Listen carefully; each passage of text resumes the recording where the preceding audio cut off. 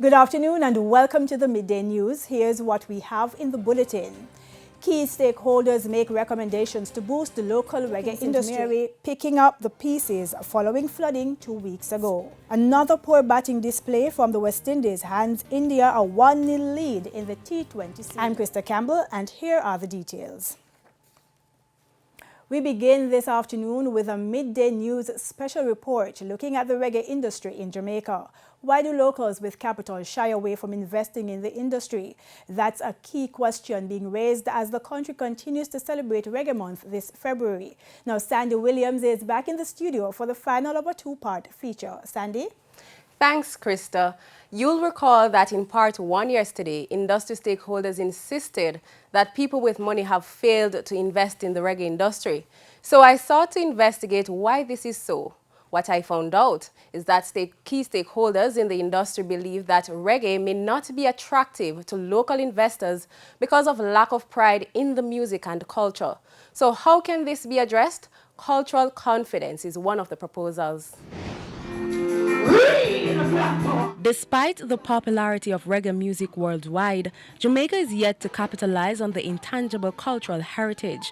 Ethnomusicologist Dr. Dennis Howard reasons that this is because of the effects of post-colonial trauma.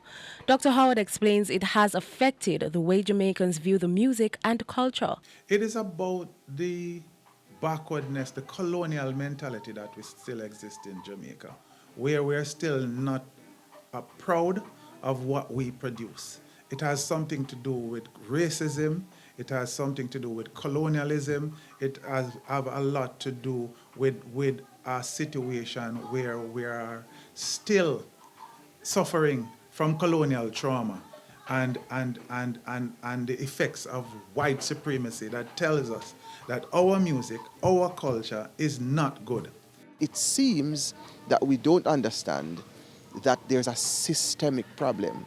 There's a problem in how we see ourselves, and that manifests in how we invest in ourselves, and that also manifests in how we accept things from foreign more readily than we accept what is our own. Right now, Jamaican bad words are becoming universal. Everybody know them. Our language is becoming universal. It's being taught in major prestigious universities all over the world, and yet we still have a problem with it. That's kind of crazy how the kind of what you call it, ambivalence that we have in terms of our culture and in terms of our people. President of the Jamaica Reggae Industry Association, JARIA, Ewan Simpson adds that the industry lacks structure. Reggae is what we have given to the world. It is not something we must keep for ourselves. But we must ensure that in giving it to the world, the benefit of it comes back to us. And that again requires structure. Thankfully, there are more persons in recent time who seem to be finding a way, seem to be creating structure around what they are doing. Dr. Howard says in order to promote reggae music and attract local investors, post-colonial trauma must first be dismantled. He explains that Jamaicans need to develop cultural confidence. It's time that we start to invest in the people and invest in our culture and develop what I call cultural confidence, because we don't have it in all aspects of our society. We have it in some places, but we don't have it in places that count. We don't have it in the boardrooms. We don't have it in the cabinet. We don't have it in the educational systems enough. And so we need to get to that point so that we can benefit in a serious way. We have something, for example, a collecting society such as JCAP or JAMS in Jamaica, established for royalty collection, established for granting rights and so on. And there are persons who would rather go and join an overseas organization where those people don't even know them and they can't walk into their offices, and any excess that they have is not reinvested in this society, it's reinvested in theirs. These are the simple things that we don't understand in the way we sabotage ourselves. But education and consistent education is critical. Sandy Williams, TVJ News. A far way to go. That assessment from the director of a St. Catherine-based disabilities organization who's taken issue with aspects of the government's COVID grant for the disabled. We have more in this report. 300 registered members at the Portmore Self-Help Disabilities Organization, PSDO, in East Central St. Catherine, but about a third of them still do not know about the government's COVID relief grant. To come to us, they are going to have transportation issue. We have to be using our own vehicle, our own gas to reach to these people. So, and the persons, they don't have any money to come to us, so we have to go to them, and we can't go to everybody. PSDO Director Cleon Porter says most of the disabled persons in Portmore are on the PATH program because they cannot find work and struggle to cover their daily expenses. Like Ricky Scarlett, who says he's exhausted all his money on medical and other bills since he lost a leg in an accident. I want a wheelchair, I want some money to buy me food. The PSDO helps meet these daily needs, but Mr. Porter says it can get so overwhelming for some members that they contemplate suicide. He shared the story of a blind woman. Our water has been cut off, and it's about 100,000. She has applied to government agencies for help, and they said she has been approved for a grant, but because some changes going on, she cannot receive it as yet. He says the government needs to employ more social workers to help verify the requests so help gets to disabled persons more quickly. Now, members of the disabled community can only apply for the COVID grant between February 1 and 21, and those on the PATH program will not get the benefit. The reason why they are on PATH is because they can't afford. They are living at the poverty level or below the poverty level. I spoke with somebody yesterday. She get paid $5,000, and that's for every 2 months. And you're going to give in a one-off payment, and you're going to exclude them. They need that money. He says because many of the disabled persons registered with his organization alone do not have computers or internet access, they also need more time to get the word out about the COVID grant. Meanwhile, Member of Parliament Alando Terrelong says less than 40,000 of the over 500,000 disabled persons in Jamaica are registered with the Jamaica Council for Persons with Disabilities, and so many disabled persons are not benefiting from a lot of government assistance that's available to them. When last I checked, they could get funding of up to $150,000 to do startup projects, and if it's a group collective, they can get up to $400,000 to get funding to do different projects. He was speaking at the recent official opening of a resource center complete with Wi-Fi at the PSDO. The Universal Service Fund spent $3.4 million to outfit the center with 9 computers, a smart TV, Wi-Fi, and other resources. Heart Trust will also provide certification in computer technology, customer service, and other skills. Now it's time for a break, but stay with us. More stories when we return. Welcome back to the Midday News. Following heavy rains in St. Mary earlier this month, fisherfolk in Paji in Port Maria are asking for help to restock so they can head back out to sea. Cody and Barrett has that story. Fisherfolk in St. Mary are picking up the pieces and slowly rebuilding after heavy rains swooped down, destroying their fishing equipment. According to the fishermen, they mainly lost fish pots and nets. I lost 7 out of 12. So, I did have 2 roll of wire already, and I'm going to look some sticks, so I regroup again. Some guys just buy wire, make pots and gold, and up to now they don't touch the rope again. Everything have gone, and that thousands of dollars gone out of their hands just like that, without any form of compensation from it. But when they do get compensated, they say it's too little to make a difference. I'm going to lose 30 fish pots. You give 1 roll of wire. What that can do? You understand? Is that compensation? 30 fish pots. 1 roll of wire. No, sir.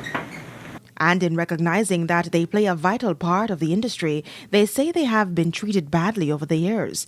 One of the fishermen sent this appeal to the new Agriculture Minister, Pernell Charles Jr. Look at the fishing industry a little closer. because other sectors of the agriculture department have been getting looked after. You understand me? And the fishing department, very little here coming out concerning fisher foods. Although we are part of the agriculture industry, but we are slightly mentioned. And I would love to see that change. However, another fisherman is giving this advice to young fisherfolk. And every time the government are going to have enough things to support you and help you. So the little fishermen, them upcoming, need to have a little bank account and them the way. If you are going to get a help, even 40-50% you are going to get, you have to have a rest to put towards it. You see it? Because life goes on. And we can't expect to get everything free all the while, you know? Cody Barrett, TVJ News. Time now for the Business Minute. JN Bank is warning its customers of counterfeit JN Bank managers checks which are in circulation. It is urging its members and the public to exercise caution when accepting checks. In the meantime, the bank said its teams are in contact with the authorities, but customers should not hesitate to contact its member care center about any concerns about a check they may have received. Jamaica's inflation rate exceeded 9% during the 12 months to January this year. The Statistical Institute of Jamaica Statin says point-to-point inflation was 9.7%. The increase was driven mainly by the division's food and non-alcoholic beverages, transport and housing, water, electricity, gas, and other fuels. That's it for the Business Minute. I'm Cody Barrett. Now for a preview of what's coming up in this evening's health report. In this evening's health report, we look at leptospirosis. Everybody must understand that it's an environmental, and as long as we keep our environment clean, and as long as we do not go into contaminated, and when the place become contaminated as such, we stay indoor, it won't be a problem, because it's an outdoor disease, it's an environmental problem, and therefore the onus is on us. That's the health report in Primetime News at 7. And now for today's healthy living tip. Avoid touching fresh water or soil that may be contaminated with animal urine. Avoid touching objects that may be contaminated with animal urine, such as animal bedding. And don't wade, swim, or put your head in flood waters or water from lakes, rivers, or swamps. We go now to Sandy Williams for the top regional and international stories. News in the region. The Pan American Health Organization, PAHO, says it has now delivered 100 million doses of the COVID-19 vaccine to Latin America and the Caribbean, LAC, adding that it was due to the efforts of its revolving fund. PAHO said the latest batch of vaccines delivered on Tuesday included 151,200 doses of Moderna vaccines for Haiti and more than 1.5 million doses of Pfizer vaccines for Ecuador donated by Spain. PAHO said while 63% of people in Latin America and the Caribbean are now vaccinated against COVID-19, coverage remains uneven, with 14 countries and territories yet to immunize 40% of their populations. Haiti remains at the bottom of the list with vaccine coverage less than 1.2%. On the international scene, in Brazil, at least 34 people are dead after heavy rain caused landslides and floods in Petropolis, Rio de Janeiro state. The Rio de Janeiro Fire and Civil Defense Department said there's no estimate yet on how many people are missing. According to the department, the city had more rain in one afternoon than the historical average for all February.